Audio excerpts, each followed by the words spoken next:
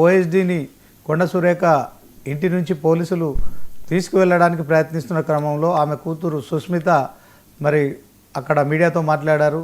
చాలా అంశాలు కూడా వివాదాస్పదంగా కూడా మాట్లాడారు. సో మొత్తానికి నిన్న సాయంత్రం వరకు కూడా కొండ సురేఖ అంశం, కొండ మురళి కావచ్చు, కొండ సురేఖ కావచ్చు, కొండ సుస్మిత మాట్లాడిన మాటల్లో ముఖ్యంగా తెలంగాణ సీఎం రేవంత్ రెడ్డి కావచ్చు, ఆయనతోని మరి 24 అవర్స్ రోహిన్ రెడ్డి గారు ఉంటారు. అంటే మీన్స్ ఏ కార్యక్రమంలో అయినా, ఢిల్లీ అయినా, తర్వాత తెలంగాణలో అయినా రోహిన్ రెడ్డి ఆయన వెంటే ఉంటారు. మరి ఓఎస్డి సుమంత్ అలాగే మరి రోహిన్ రెడ్డి ఇద్దరు కలిసి దక్కన్ సిమెంట్కు సంబంధించిన విషయంలో ఒక రివాల్వర్తో బెదిరించారనే ఆరోపణలు రావడం కావచ్చు. సో దానిపైన సుస్మిత పటేల్, కొండ మురళి కూతురు స్పందించారు. సో రాత్రిపూట సుమంత్ను అరెస్ట్ చేయడానికి పోలీసులు వస్తున్న క్రమంలో ఆమె మాట్లాడిన మాటలు కావచ్చు. ఆ తర్వాత మరి నిన్న మీనాక్షి నటరాజన్తో కొండ సురేఖ గారు కూడా భేటీ అయ్యారు. కేబినెట్ భేటీ కూడా జరిగింది. దాంట్లో కొండ సురేఖ గారు గైరాజరయ్యారు. మొన్న వరంగల్ మీటింగ్లో కూడా కొండ సురేఖ గారు వెళ్ళలేదు. మరి ముఖ్యమంత్రి కావచ్చు, తర్వాత మరి వీళ్ళందరూ వెళ్తున్నప్పటికీ కూడా ఆమె కొంత దూరంగా ఉంటున్నారు. సో ఇదే అంశంలో మరికొన్ని అంశాలు కూడా ఉన్నాయి. బీసీలకు సంబంధించిన అంశంలో ఇక రిజర్వేషన్లపై తెలంగాణ ప్రభుత్వానికి చుక్కెదురైంది. ప్రభుత్వం వేసిన స్పెషల్ పిటిషన్ అయితే సుప్రీంకోర్టు కొట్టేసింది. హైకోర్టు తీర్పుపై స్టే తొలగించేందుకు కూడా నిరాకరించింది. ఇదే క్రమంలో పాత రిజర్వేషన్లతో ఎన్నికలకు వెళ్ళొచ్చని మరి హైకోర్టు కూడా చెప్పేసింది. అదే క్రమంలో సుప్రీంకోర్టు అదే మాట చెప్పింది. సో హైకోర్టులో తదుపరి విచారణ సాగుతుందని చెప్పి కూడా సుప్రీంకోర్టు చెప్పడం కావచ్చు. అదే క్రమంలో మా తీర్పు ప్రభావం హైకోర్టు విచారణపై పడొద్దని కూడా సూచించడం కావచ్చు. సో మొత్తానికి కేసు మెరిట్స్ ఆధారంగా విచారణ జరిపాలని కూడా హైకోర్టుకు సూచించడం ఒక కోసం మెరుపుగా మనం చెప్పుకోవచ్చు. సో మొత్తానికి ఇక దీంట్లో కొండా సురేఖ అంశంపై మాజీ మంత్రి సనత్ నగర్ ఎమ్మెల్యే తలసాని గారు అయితే స్పందించారు. సో బీసీ బిడ్డ కాబట్టే సురేఖ ఇంటికి పోలీసులు వచ్చారు. సో దీంట్లో మిగతా మంత్రుల ఇళ్లకు పోలీసులు వెళ్ళగలరా అంటూ కూడా ప్రశ్నించారు. బీసీ మంత్రిపై కుట్రలు జరుగుతున్నాయని తలసాని కొండ సురేఖకు మద్దతుగా మాట్లాడినట్టు కనిపిస్తోంది. ఇక మాఫియా డాన్లు మంత్రులయ్యారు. ఆర్ఎస్ ప్రవీణ్ కుమార్ చేసిన కామెంట్ మరి సంచలనంగా మారింది. ఇదే క్రమంలో మరి హైదరాబాద్లో హైడ్రామా నడుస్తోంది. దక్కన్ సిమెంట్స్ వారిని బెదిరించిన రోహిన్, సురేఖ, ఓఎస్డి సుమంత్పై కేసు ఎందుకు పెట్టలేదని కూడా ఆయన ప్రశ్నించడం కావచ్చు. So Uttam Revanth call data తీస్తే నిజాలు బయటపడతాయని చెప్పడం కావచ్చు. బీసీ మొత్తానికి రోహిన్ సుమంత్కు తుపాకులు ఎక్కడి నుంచి వచ్చాయని చెప్పి ఆర్ఎస్ ప్రవీణ్ కుమార్ ప్రశ్నించడం మనం చూడవచ్చు. సో దీంట్లో బీసీలకు కోర్టులు అన్యాయం చేసినాయి ఆర్ కృష్ణయ్య అంటున్నారు. బీసీలంతా భారీ యుద్ధం చేయాలని కూడా ఆయన మరి నిర్ణయం తీసుకున్నట్టు బీసీలను మరి రేపు బంద్కు పిలిపించారు. ఇదే క్రమంలో బీసీలు అంటే భయపడే స్థాయికి తెస్తామని చెప్పి ఆర్ కృష్ణయ్య చెప్పారు. మొత్తానికి దీనిపై బీజేపీపై కూడా ఒత్తిడి తీసుకొస్తాం, ఖచ్చితంగా నా సేవలు గుర్తించి మాత్రమే పదవులు ఇచ్చారని ఆయన చెప్పడం కావచ్చు. సో మొత్తానికి అదొక ఆ టాపిక్ కొనసాగుతుంది. సో ఇదంతా కూడా మరి హైకోర్టులో తేల్చుకోవాలని చెప్పడం, సుప్రీం చెప్పడం బాధాకరమని చెప్పడం కావచ్చు.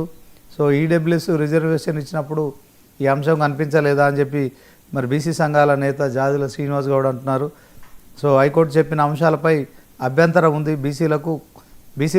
బీసీలకు కోర్టులో ఎప్పుడు అన్యాయమే అని చెప్పి జాజుల శ్రీనివాస్ గౌడ్ ఆరోపిస్తున్నారు. న్యాయ వ్యవస్థలో కూడా దారులు మూసుకుపోయాయి, కోర్టులను నమ్ముకుంటే బీసీలకు శటగోపం అని చెప్పి జాజుల డిక్లేర్ చేశారు. ఆయన జాతీయ బీసీ సంఘం నాయకులు. సో మొత్తానికి కుల సర్వేకు రాహుల్ గాంధీ ఇలాంటి వాళ్ళు ఆద్యులని చెప్పి మహేష్ కుమార్ గౌడ్ కామెంట్ చేయడం కావచ్చు. బీసీ రిజర్వేషన్లపై వెనకడుగు వేసే ప్రసక్తి లేని మహేష్ కుమార్ గౌడ్ టీపీసీసీ అధ్యక్షులు మరి మొదటి నుంచి చెప్తున్నారు, ఇప్పుడు కూడా అదే చెప్తున్నారు. బీసీ చేసి బంద్ను విజయవంతం చేయాలి, మేము కూడా పాల్గొంటామని చెప్పడం కావచ్చు. సో ఆర్ కృష్ణయ్య, జాజుల శ్రీనివాస్ గౌడ్ రేపు జరిగే బంద్ పైన పూర్తి స్థాయిలో అందరి మద్దతు తీసుకుంటున్నారు. సో రేపు బంద్కు పిలిపించిన నేపథ్యంలో సో మీనాక్షి నటరాజన్ ఎపిసోడ్లో మరి ఇక కొండా సురేఖ కూడా హాజరయ్యారు. దాంట్లో ఆ భేటీలో మరి ఇక మీనాక్షికి నా ఇబ్బందులు నేను విన్నవించుకున్నా అని చెప్పి కొండా సురేఖ చెప్పుకోవడం కావచ్చు. సో నాకు కలిగిన ఇబ్బందులు మొత్తం వివరించిన, దీనిపై భారమంతా మరి పీసీసీ పైన వేశానని చెప్పి కొండా సురేఖ కూడా తదనంతరం మాట్లాడిన ఏదైతే మీనాక్షి నటరాజన్ భేటీ తర్వాత మాట్లాడారు. మరి ఇదే అంశంలో మరి కొండా సురేఖ గారు మీనాక్షి నటరాజన్ గారిని కలిసిన తర్వాత మాట్లాడిన బయట ఒకటి ఉంది. ఆ బయట తర్వాత మనం డిబేట్ కంటిన్యూ చేద్దాం. ఈ డిబేట్లో పాల్గొంటున్నారు అందే సత్యం గారు, పొలిటికల్ అనలిస్టు. అదే క్రమంలో వెంకట్ కాంగ్రెస్ నాయకులు స్టూడియోలో ఉన్నారు. సో కర్ణే అరవింద్ బీఆర్ఎస్ నాయకులు ఉన్నారు. లక్ష్మీనారాయణ బీజేపీ నాయకులు జూమ్లో జాయిన్ అవుతారు. సో ముందుగా మరి ఒకసారి ఆ బయట అయితే చూద్దాం, బయట తర్వాత డిబేట్ కంటిన్యూ చేద్దాం. మా AICC general secretary Meenakshi madam గారి దగ్గరికి రావడం జరిగింది. మా పిసిసి ప్రెసిడెంట్ గారు కూడా ఇక్కడికి రావడం జరిగింది. వారి దగ్గరికి వచ్చి నేను నా యొక్క ఆలోచనలు మరి నాకున్నటువంటి ఇబ్బందులు వారితోటి షేర్ చేసుకోవడం జరిగింది. వారందరూ కూడా కూర్చొని మాట్లాడి దీనికి ఒక సొల్యూషన్ తీసుకొస్తామని చెప్పారు. అది వాళ్ళకు వదిలేసి నేను వాళ్ళకి చెప్పాల్సింది చెప్పి వాళ్ళకే అప్పచెప్పి ఈరోజు ఏది నిర్ణయం తీసుకున్నా కూడా వాళ్ళు ఇచ్చిన ఆదేశాల మేరకు నేను ముందుకు పోతానని మాట్లాడారు. ఆమె ఏం చెప్పారు? అదే చెప్పారు, వాళ్ళకు వదిలేశాను, వాళ్ళు మేము చూసుకుంటాము, మేము చూసుకొని మేము కోఆర్డినేట్ చేస్తామని చెప్పారు. మా right Venkat, good morning. Good morning sir. ఎట్లా చూస్తారు మొత్తానికి ఇష్యూస్ అన్ని కాంగ్రెస్లో? మరి మొదటి నుంచి కొండా సురేఖ కొంత ప్రభుత్వానికి వ్యతిరేకంగా మాట్లాడుతున్నట్టే కనిపిస్తోంది. మొదటి నుంచి నాగార్జున ఫ్యామిలీ ఇష్యూ కావచ్చు, సినిమా నటుడు అక్కినేని సమంత, వీళ్ళందరి విషయం, అక్కినేని సమంత మీన్స్ వాళ్ళ ఫ్యామిలీ విషయంలో. సో ఇట్లా మాట్లాడుతూ ఎప్పుడో ఒక బాంబు వేల్చుతూనే ఉన్నారు. సో సుమంత్ ఓఎస్డి అంశాన్ని కాంగ్రెస్ ఎట్లా చూస్తుంది? మీనాక్షి నటరాజన్ గారు అయితే మొత్తానికి అందరూ సైలెంట్గా ఉండండి అని చెప్పినట్టు తెలుస్తుంది. కొండా సురేఖ మంత్రి పదవి ఉంటుందా, తీసేస్తున్నారా, ఏం జరగబోతుంది? శ్రీనివాస్ గారు, మీకు అంద సత్యం గారికి నమస్కారం. యాక్చువల్గా సైలెంట్గా ఉండమని అంటే అది నాకు కూడా వర్తిస్తుంది. బట్ ఒక చిన్న వివరణ ఇచ్చేస్తాను నేను ఈ విషయంలో. ఓకే. ఎట్లా అంటే నిన్న కొండ మురళి గారు ఒక మాట నుండి గౌరవ ముఖ్యమంత్రి గారి పట్ల, ఇది వైఎస్ఆర్ తర్వాత మేము ఆ స్థాయిలో గౌరవ ముఖ్యమంత్రి గారు రేవంత్ రెడ్డి గారిని చూస్తాం, వారి కోసం మేము కష్టపడ్డాం, వారు సీఎం అవ్వాలని మేము కోరుకున్నామని చెప్పారు. సో ఆ విషయాన్ని ఇంకా మనం ప్రస్తావించుకుంటే ఇంకా బాగుంటుంది. అంటే ఏదో చిన్నపాటు ఒక అధికారి వల్ల జరిగిన మిస్కమ్యూనికేషన్. గౌరవ ముఖ్యమంత్రి గారు మేడారం జాతర ఏది పనుల విషయంలో ఒక అసైన్మెంట్ని పొంగులేటి శ్రీనివాసరెడ్డి గారికి ఇవ్వడం జరిగింది. ఒక అసైన్మెంట్ అది. ఎందుకు అసైన్మెంట్ ఇచ్చారు? కాంట్రాక్ట్ కాదు, ఓన్లీ అసైన్మెంట్. అసైన్మెంట్ అది.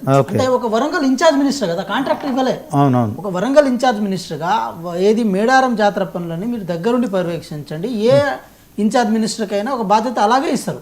సో అలా ఇచ్చిన సందర్భంలో భాగంగా ఇప్పుడు మీరు చూడండి, మెదక్లో ఇన్ఛార్జ్ మినిస్టర్గా కొండా సురేఖ గారు పనిచేసిన సందర్భాల్లో వారు కూడా అక్కడ అసైన్మెంటే ఇచ్చారు. సో ఇలాంటి అసైన్మెంట్ అక్కడ ఇచ్చినప్పుడు బాధ్యతయుతంగా పొంగులేటి శ్రీనివాసరెడ్డి గారు పనిచేయడం జరిగింది. అయితే ఇక్కడ కొండా సురేఖ గారు, పొంగులేటి శ్రీనివాసరెడ్డి గారు ఎవరి ప్రమేయం లేకుండా ఓఎస్డి అనే వ్యక్తి మధ్యలో దూరి దాన్ని కొంచెం ఏదో మిస్ మ్యాచ్ చేసే ప్రయత్నం భాగంగా ఒక చోట విచారణ చేపడితే ఇంకో చోట వారి యొక్క తప్పులు తేలినాయి. కాబట్టి ఆ విషయంలో గవర్నమెంట్ లోతుగా చట్టపరంగా పోవాల్సిన అవసరం ఉంటుంది కదా. వ్యక్తుల కంటే చట్టం చాలా ఇంపార్టెంట్ కాబట్టి చట్టం ప్రకారం దాన్ని ముందుకు తీసుకెళ్లే ప్రయత్నం చేశారు. ఇదే విషయంలో మీనాక్షి నటరాజన్ గారు ఇన్వాల్వ్ అయ్యి, మహేష్ కుమార్ గౌడ్ గారు ఇన్వాల్వ్ అయ్యి పార్టీ పరంగా కానీ మిగతా పరంగా కానీ ఎటువంటి కామెంట్లు చేయకుండా సర్దుకొని ముందు పోవాలని చెప్పారు. ఈ విషయం సర్దుమణిగింది. ఇన్ కేస్ కొండా సురేఖ గారి కూతురు గారు ఏదైతే ఉన్నారో వారు కొంచెం ఏదైనా విషయంలో కొంచెం బయటికి పొక్కేయడానికి ప్రయత్నం చేసినప్పుడు కూడా వారికి ఇంత రాజకీయ చతురత లేదని మేము అనుకుంటాం. సో ఒకటే విషయం అయితే స్పష్టం చేసే ప్రయత్నం చేస్తున్నాం. కాంగ్రెస్ పార్టీలో, కాంగ్రెస్ ప్రభుత్వంలో కేవలం ప్రజా సంక్షేమం కోసం చేయడం విషయంలో మాత్రమే మేము కృతనిశ్చయంతో ఉన్నాం కాబట్టి, కానీ ఇలాంటి విషయాల్లో లేము. At the same time Ponguleti Srinivasa Reddy గారు ఏదైతే ఆ కాంట్రాక్టుల విషయంలో జరిగిన వ్యవహారం ఉందో ఈ విషయంలో ఎక్కడ బీసీ కార్డు కానీ ఓసీ కార్డు ఇలాంటి వాడాల్సిన అవసరం లేదు. ఇది ఎస్సీ ఎస్టీ బీసీ ఓసీకి సంబంధించిన వ్యవహారం కాదు, ఇది కులానికి సంబంధించిన వ్యవహారం కాదు.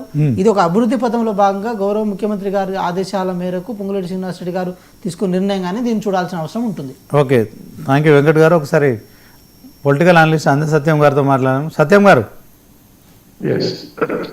ఎట్లా చూస్తారు సార్ ఓవరాల్గా తెలంగాణ ప్రభుత్వానికి మరొకసారి సుప్రీంకోర్టులో చుక్కెదురైంది? ఇదంతా మనం ముందు ఊహించిందే. SLPV స్పెషల్ పిటిషన్ విషయంలో మరి సుప్రీం